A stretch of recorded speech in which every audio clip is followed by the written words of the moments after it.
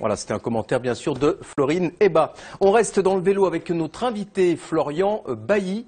Bonjour. Bonjour. Merci d'être avec nous. En quelques mots, je vous présente, vous êtes savoyard, vous êtes passionné de vélo et vous avez créé l'été dernier le Sun Trip qui est un raid en vélo assez incroyable. Le programme, mesdames, messieurs, 7000 km en vélo solaire. Alors on va en parler Florian. Première chose tout d'abord, un vélo solaire c'est quoi ?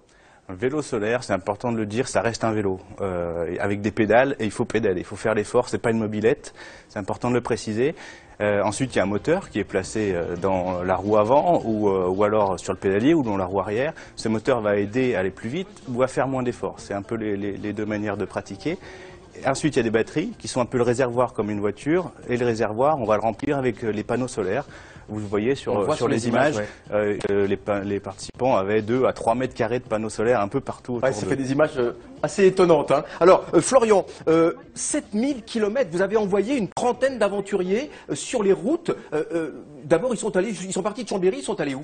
Alors, le départ était à l'Institut national d'énergie solaire à Technolac et l'arrivée était à Astana, capitale du Kazakhstan, un pays d'Asie centrale, sur le continent asiatique.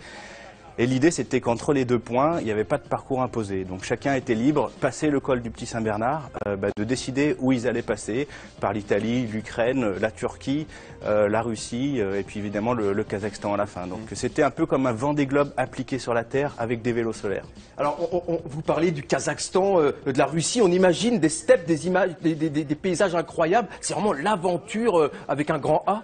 Bien sûr, le Kazakhstan est un pays vraiment nature, avec une steppe sauvage qui est incroyable. C'est un peu comme la Mongolie, plus près. Donc c'est ça qui est intéressant aussi pour les cyclistes. Ils peuvent y atteindre en un mois et demi avec un vélo solaire. Et puis c'est une vraie terre d'aventure où il y a des chameaux, des yourtes. Donc c'était un peu cette image-là qu'on cherchait, plus la modernité que le pays veut aussi lancé maintenant. Justement, Florian, vous, votre credo, vous l'avez dit, il y a le Paris-Dakar, il y a le Vendée Globe. Vous, c'est en vélo, on peut vivre comme ça en étant éco-citoyen, une aventure extraordinaire. Oui, c'est vrai, on essaye de montrer que les technologies, les e-technologies et puis les technologies vertes permettent aujourd'hui de vivre des expériences humaines différentes. Et c'était important sur ce projet de montrer que le solaire amenait vraiment un rapport humain différent dans un voyage et que les gens, dans tous les pays traversés, que ce soit à Milan ou alors dans les steppes du Kazakhstan, disaient mais qu'est-ce que c'est que ces panneaux que vous tirez là derrière vous, à quoi ça sert, c'est une bonne idée. Donc le message passait comme ça, de participant en participant, dans les médias qu'on a pu rencontrer. En quelques mots, les concurrents ont mis combien de temps pour faire... Le plus rapide a mis 38 jours à une moyenne de 200 km par jour. Donc c'est même plus long c'est des étapes plus longues que le Tour de France en moyenne. Ouais. Donc c'est vraiment très fort. Et puis les derniers sont arrivés en 3 mois avec un rythme un peu plus différent de cyclotouristes, à peu près 100-110 km par jour. Merci beaucoup Florian Bailly d'être venu nous parler de ce raid. Il y en aura d'autres. Le Sun Trip, ça continue. On en reparlera ici sur l'antenne de France 3 Alpes. Merci beaucoup en tous les cas, Florian.